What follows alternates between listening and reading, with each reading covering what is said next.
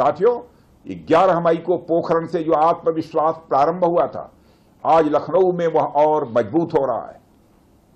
साथियों, अपनी बात समाप्त करने के पहले मैं कहना चाहता हूं कि जिन भारत विरोधी और आतंकी संगठनों ने भारत माता के मस्तक पर हमला करके कई परिवारों के सिंदूर मिटाए थे, उन्हें भारतीय सेना ने ऑपरेशन सिंदूर के माध्यम से इंसाफ दिलाने का काम किया है।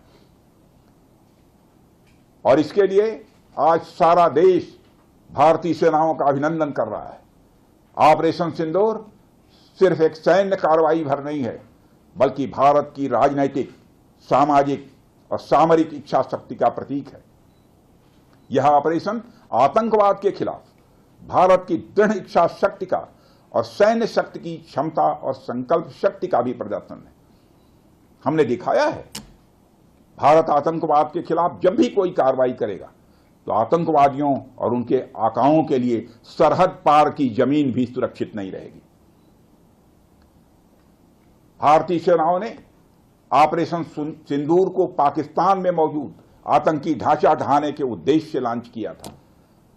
हमने उनके आम नागरिकों को कभी निशाना नहीं बनाया था, मगर पाकिस्तान ने न केवल भारत के नागरिक इलाकों को निशाना बनाया, बल्कि मंदिर, गुरुद्वारा, गिरजाघर पर भी हमले करने का प्रयास किया।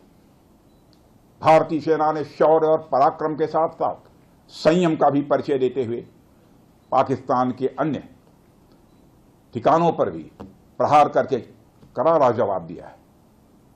हमने केवल सीमा से सटे सैन्य ठिकानों पर ही नहीं कार्रवाई की, बल्कि भारत की सेनाओं की धमक उस रावलपिंडी तक सुनी गई जहां पाकिस्तानी फौज का हेडक्वार्टर मौजूद है। मित्रों, भारत में आतंकवादी घटनाएं करने और कराने का क्या अंजाम होता है, यह पूरे विश्व ने उरी की घटना के बाद देखा, जब हमारी सेना ने पाकिस्तान में घुसकर सर्जिकल स्ट्राइक की। पुलवामा के बाद देखा, जब बालाकोट पर एयर स्ट्राइक की गई, और अब पहलगाम की घटना के बाद दुनिया देख रही है कि जब भारत ने पाकिस्तान के भीतर घुसकर मल्टीपल स्ट्राइक्स की हैं। आतंकवाद के खिलाफ जीरो टॉलरेंस की नीति पर चलते हुए हमारे यशस्वी प्रधानमंत्री श्री नरेंद्र मोदी ने स्पष्ट कर दिया है कि यह नया भारत है जो आतंक के खिलाफ सरहद के इस पार और उस पार दोनों तरफ प्रभावी कार्रवाई करेगा। यह हमारे प्रधानमंत्री जी ने स्पष्ट रूप से यह संदेश दे दिया है। हमसे जुड़े रहने के लिए हमारे YouTube चैनल को सब्सक्राइब करें और नई वीडियो की नोटिफिकेशन के लिए बेल आइकॉन को दबाएं।